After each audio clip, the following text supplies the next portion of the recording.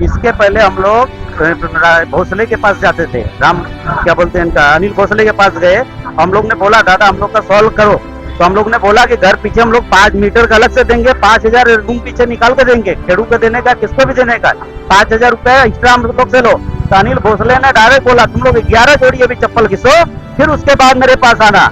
ऐसे हम लोग बोला। तो आज हम लोग पिछले महीने में गए, राम शर्मा भोसले जी ने आया और हम लोग को पब्लिक खुलेआम गाली दे रहा है और तोड़ने का झगड़ा कर रहा है और बोला जिसके घर में दम है वो लगवा के दिखावे। हम लोग ने 11 जोड़ी तोड़ने के बाद में भी गए वहाँ पे, दादा हमारा काम कर दीजिए, हमारा मीटर लगवा दीजिए, तुम लोग यूपी से आया, 1700 किलोमीटर से आया, भैयागिरी कर रहा है, ये कर रहा है। हम लोग क्या इंसान नहीं है क्या? हम लोग इंडिया के नहीं है? तो बोलता हूँ ना, आप ही लाइट लगा दो। मुझे रामबन शर्मा को जाने का शौक नहीं है। 6,100 रुपया है या और 100-200 लगता है तो लगा देवे, मुझे कोई तकलीफ, लोगों को सुविधा मिलनी चाहिए। और मैं बोलता हूँ अनिल भोसले का 7 पीढ़ी भी आ जाएगा तो लाइट नहीं रोक पाएगा। मेरा चैलेंज है। मैंने जिंदगी भर उसको चैलेंज दिया हरामखोर को। आज वापस हरामखोरी के लिए दलाली करने गया है, उसकी गांठ और उसकी साथ मेरे से है, वो मेरे से बाद में पहुंचे। जय हिंद दोस्तों, मैं इब्राहिम आप सभी का सत्यशोधक नंबर 1 में स्वागत करता हूँ। आप देख रहे हैं जिस तरह से मासाचा पाड़ा के अंदर में लोगों को लाइट, पानी, रोड, ये तीनों चीज की दिक्कत से जूझना पड़ रहा है। और उसी को लेकर के आज काशी मीरा पुलिस चौकी के अंदर में इन लोगों ने एक धरना प्रदर्शन या कहें कि उनको कंप्लेंट की है कि वहां पे कोई रुकावट डाल रहा है। कौन डाल रहा है, आइए जानते हैं हम राममोहन शर्मा जी से कि उनका कहना क्या है। राममोहन शर्मा जी, मैं सबसे पहले आपसे ये जानना चाहता हूँ कि इनकी कोई पहली समस्या नहीं है या आखिरी समस्या नहीं है, ये कई बार आ चुके हैं पर अभी तक का कोई भी रास्ता निकला नहीं है, क्या कहना चाहते हैं आप इसमें? देखिए, जहाँ पे स्वार्थ होगा वहाँ पे रास्ता नहीं निकलने वाला है। वहाँ के जो नगर सेवक लोग थे, नगर सेविका लोग थे, वहाँ पे जो अपने आप को नेता समझते हैं वो दलाली करना चाहते थे, इसलिए समस्या का समाधान नहीं हुआ। आज समस्या का समाधान होने को आया। बेचारे गरीब को 6,100 रुपए में लाइट लगा। अदानी के अधिकारियों को भी विनती किया, सबसे करने के बाद आज वहाँ पे लाइट लगने के लिए केबल आया, कर्मचारी आया खोदने के लिए। तो वहाँ पे हमारे अनिल भोसले दलाल जो अपने आप को 5 साल नगर सेवक रहा है, वो दलाल खोर जा करके जमीन मालक को भड़का करके वहाँ पे कर्मचारियों को गाली दिया और केवल जो डालने को आए थे उसको वहां से भगाया।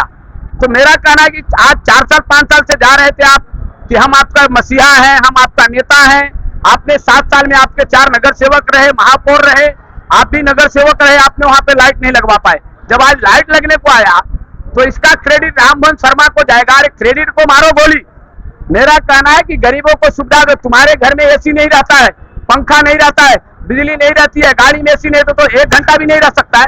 लेकिन यहाँ के गरीब जनता 8 साल से ऐसी विकट परिस्थितियों में रह रही है, इसका किसी को ध्यान नहीं गया। हमारे पास पिछले महीने में आए, हमने इसका पाठ पुरावा किया, सीनियर साहब को निवेदन दिया और सीनियर साहब को कहा कि जिन जमीन मालकों ने बिल्डर लोगों को बेचा है, तो जमीन मालक और बिल्डर लोग, बिल्डर का समस्या क्या है, जमीन मालक का क्या समस्या है, इस समस्या का आप जरा सा समाधान करिए और वहां पे कानून व्यवस्था बिगड़े नहीं, इसके लिए पुलिस बंदोबस्त दीजिए और वहां पे लाइट लगे।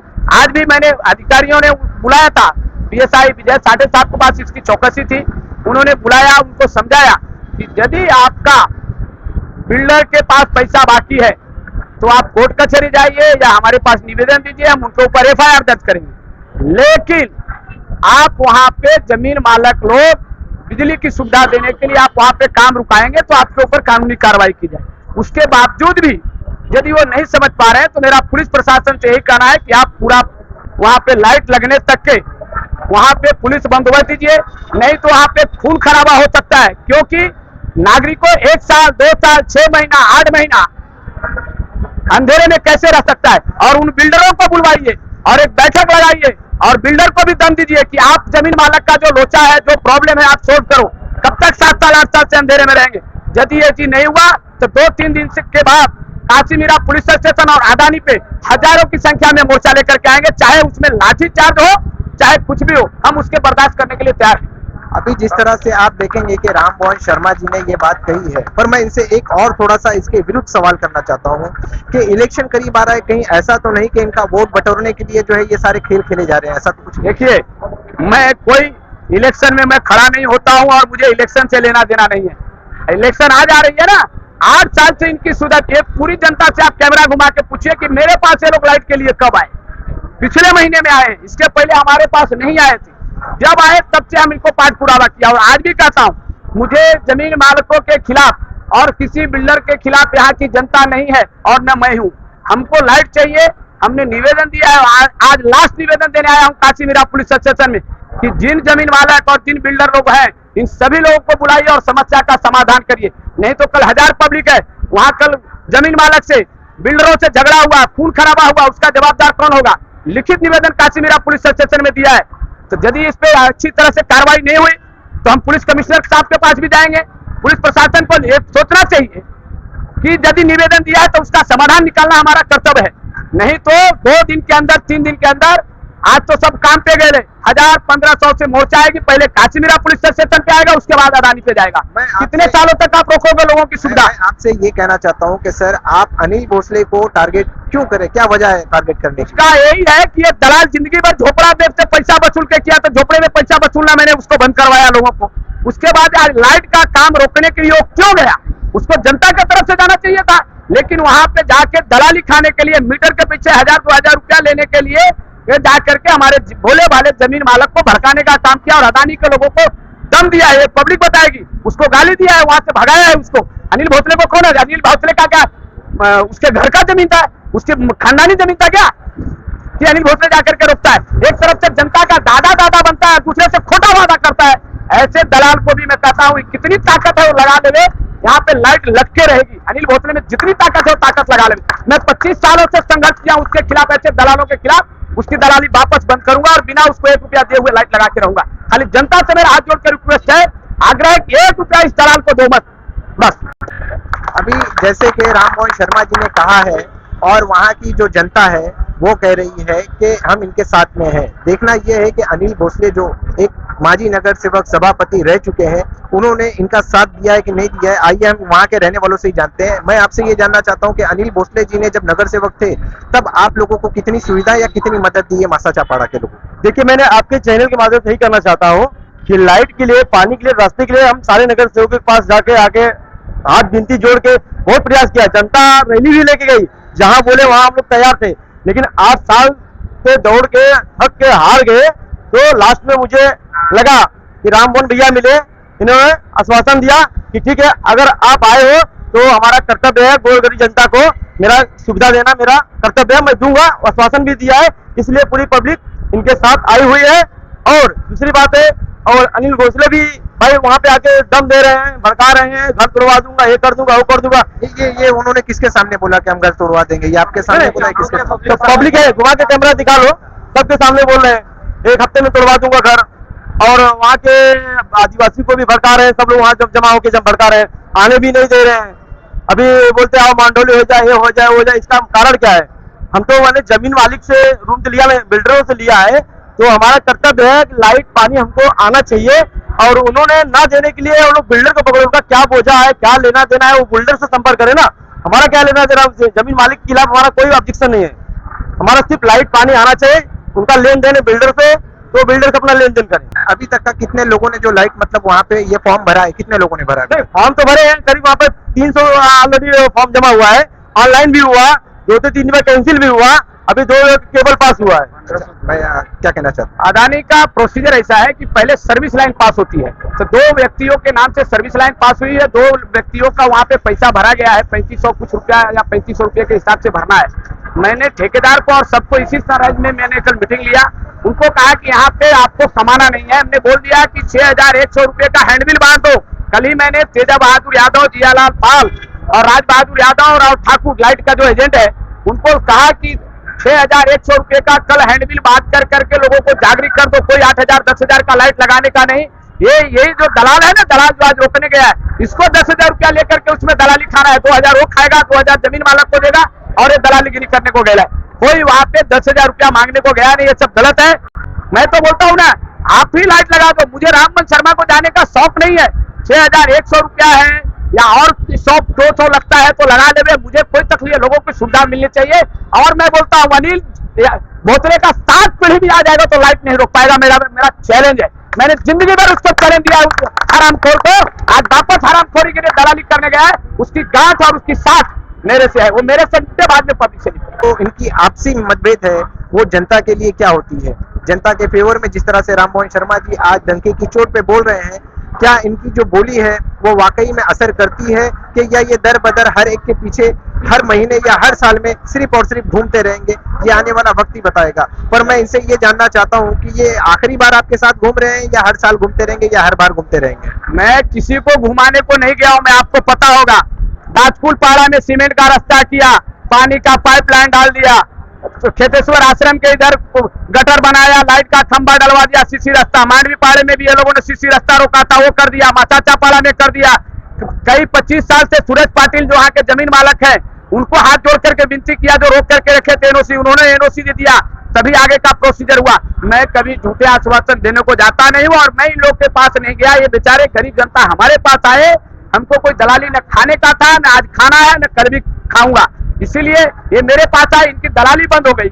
ये चोर मौसेरे भाई बनने को गए, इनकी दलालगिरी चलेगी नहीं।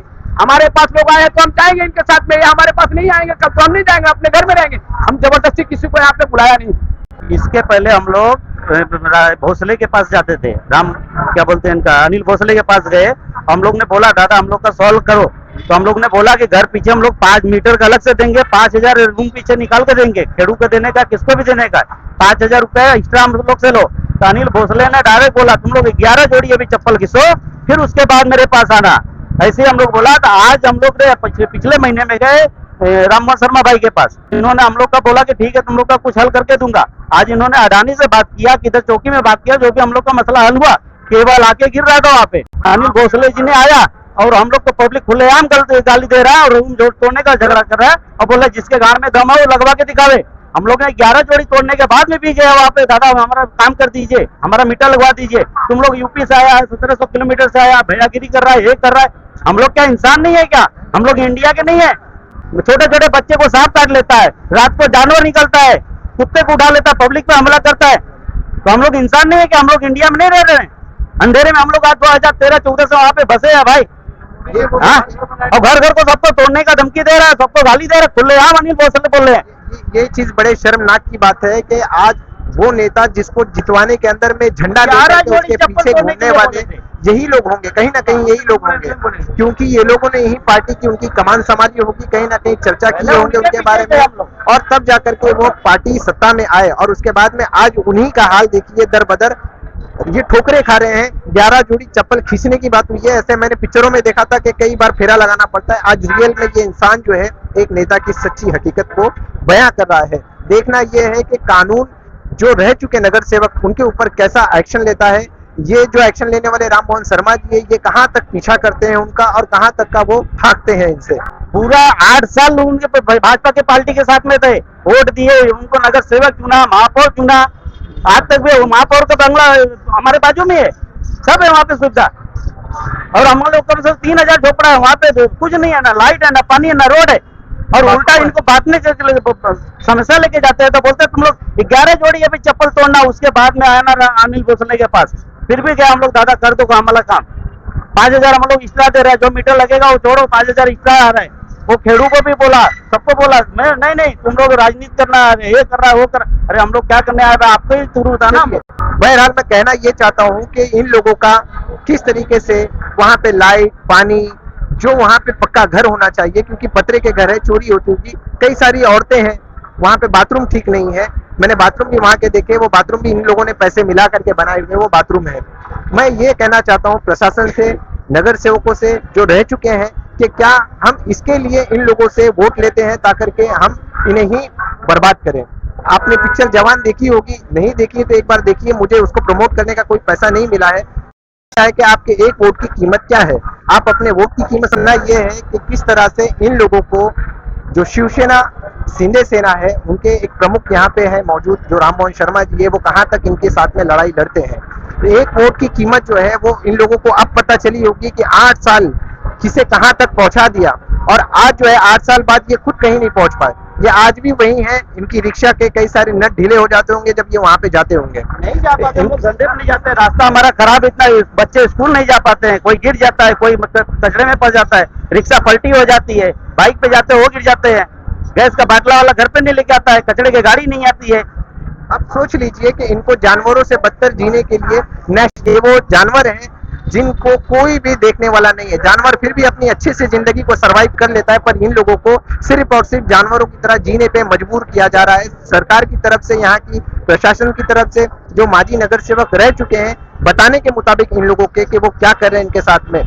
अब देखना यह है कि आने वाले वक्त में इनके घर पे लाइट लगती है, रोड बनता है कि नहीं बनता है, ये लड़ाई कितनी लंबी होने वाली है। आप लोग बने रहिए मेरे साथ में। मैं हूं इब्राहिम। जय हिंद, जय महाराष्ट्र।